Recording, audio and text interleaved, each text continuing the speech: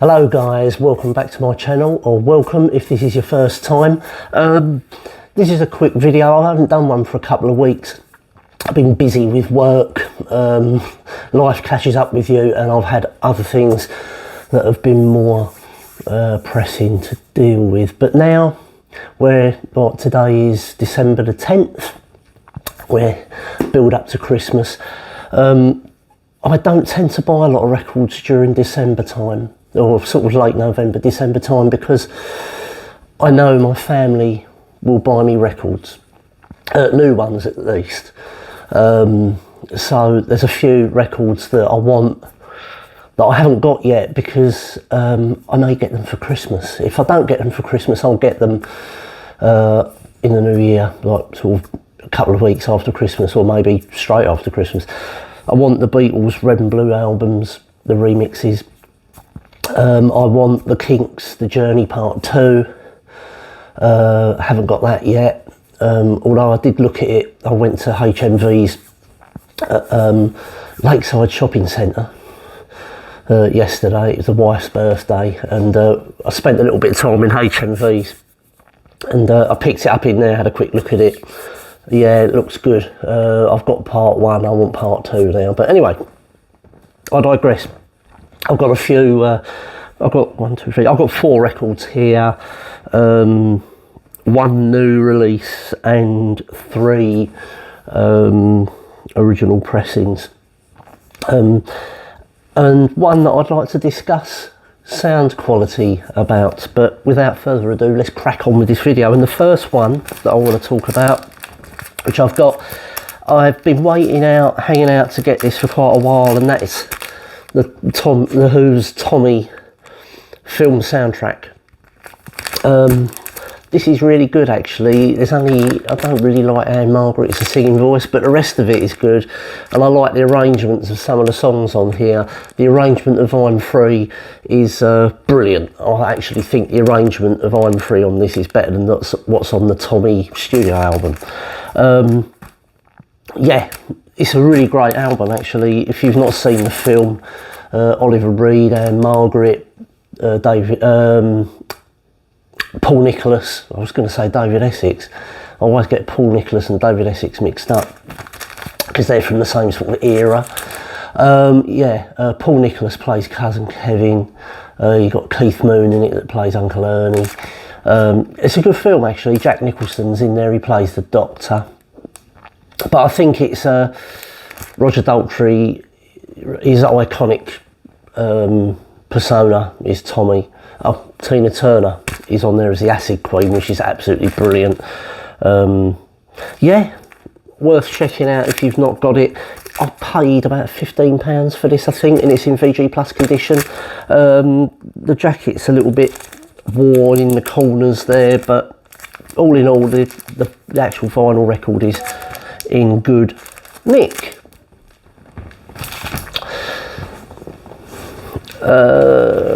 Next one is a new release, and this come up on my Facebook feed a little while ago, and this is a Cherry Red exclusive, and it's Hawkwind, 10" of Shot Down in the Night, from the live '79 Hawkwind album. It's backed with Urban Gorilla. They're both live tracks. This is on 10" yellow vinyl, which is really nice. And this was cut from the original Analog Master tapes. So this was actually a single back in 1979, 1980. But it was released as a 7" back then. So they've reissued it as a 10", and I think it's better for it, to be fair. Sounds really, really good. Like I say, it was cut from the original Analog Master tapes. It's available now. I think it's about £15 to buy from Cherry Red Records. So if you like Hawkwind, check that out. That's worth picking up. It's available now.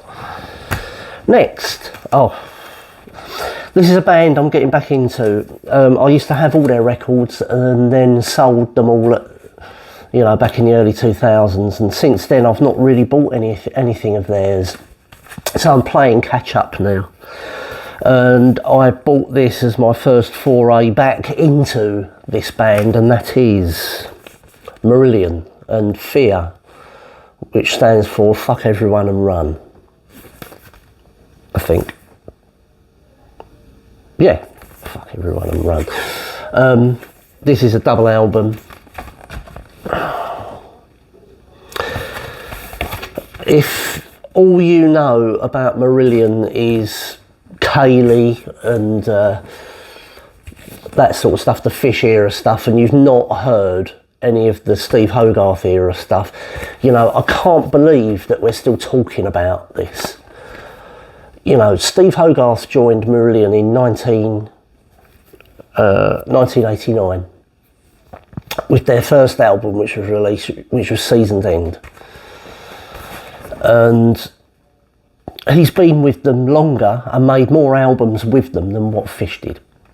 And frankly, I think they've become a better band since Fish left. They're two eras, they're two very distinct eras. And they're really two very distinct bands, I think. The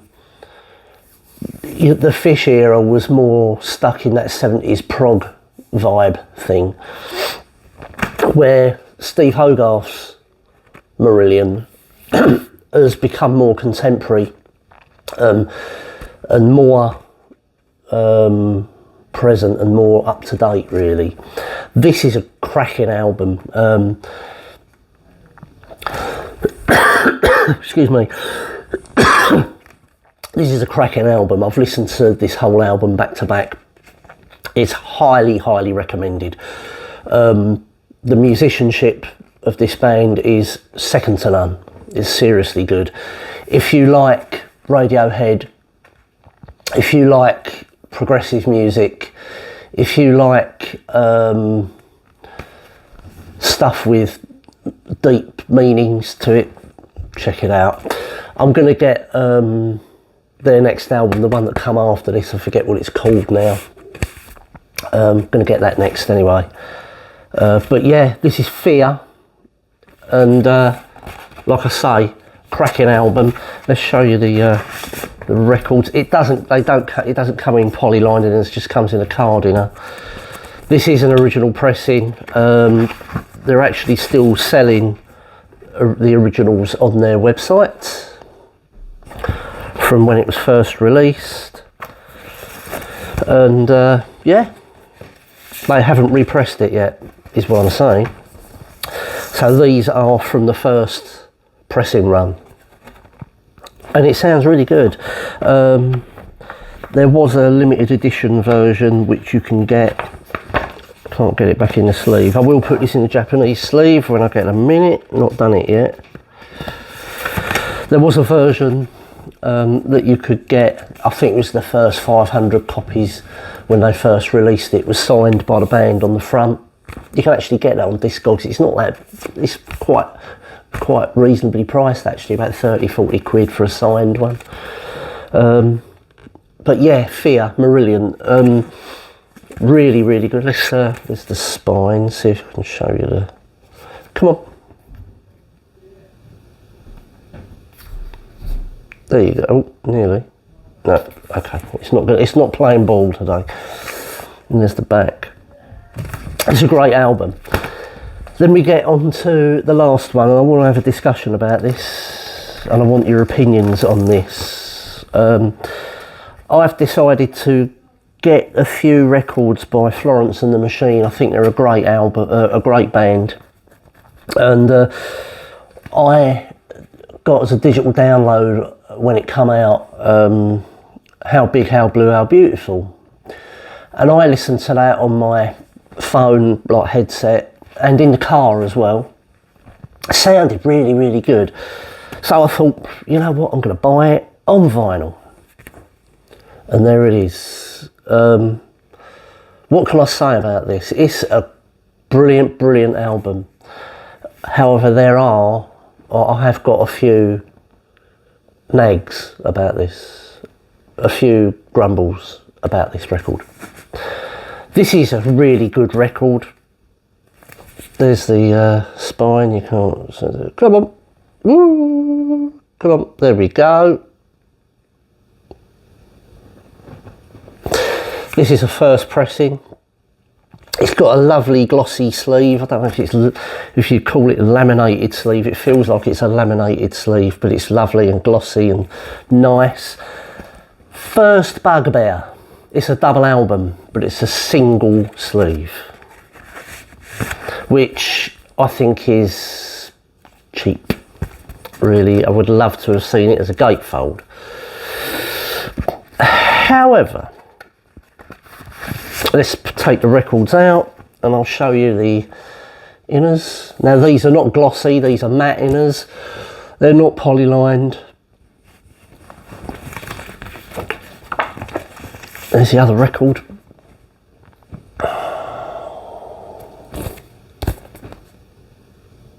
There's some great pictures on this, and you get also a lyric sheet. So you get this, and that opens up actually into a nice big picture, which is really, really clever. And you get the lyrics.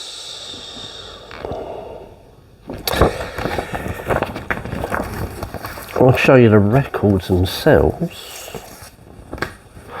Now, this is a first pressing and it is in great condition. It's near mint, to be fair. The jacket is VG plus to near mint. It's one slight corner ding, but you know, it's good. It sounds, you know, it's a good package, apart from the fact that it's not a gatefold, which I think, like I say, is a bit cheap. Anyway, I put this record on, listened to it, sounded good. However, you know, I haven't got a big £50,000 stereo system, but I have got a good modest system. I've got a Rager P3 turntable with an exact cartridge. I've got a Boya range 300B valve amplifier. I've got Rager phono stage, Rager power supply, and I've got a subwoofer. I've got a couple of good speakers as well, very sensitive speakers, but I've got a sub as well. And generally speaking, whenever I play anything on this, the sub kicks, it really does, and it sounds good. It gives it a lovely round bottom end. And I'll put this on.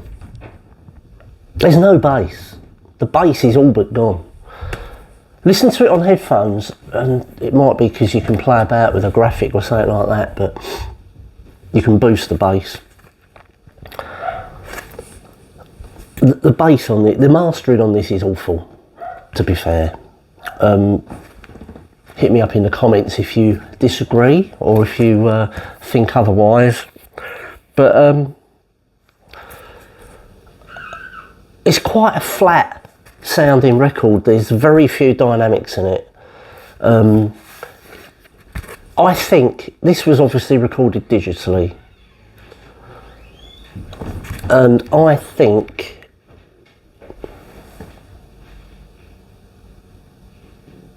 it's my son getting food probably.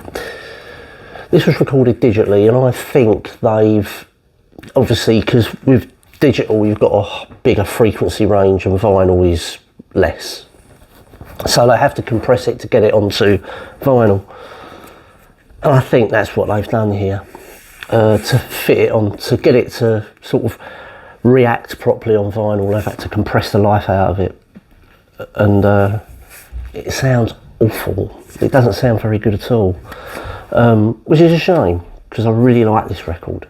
I really like this album. It's one of my favourites of hers, actually. Tell me in the comments if you think otherwise. I'm thinking about getting Lungs next, which was the one before this.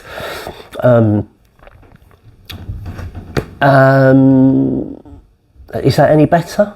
What can you tell me about that? I mean, you know, I've heard digital recordings that sound great on vinyl, but I've also, more often than not, heard digital recordings that have been transferred to vinyl and they sound dreadful. I've always been in the camp that if it was recorded digitally, it doesn't really transfer very well to vinyl.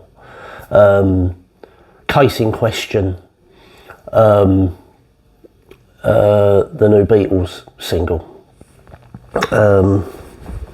Now and Then, which was recorded digitally and it sounds awful, I think. Call me wrong. Tell me I'm wrong on that.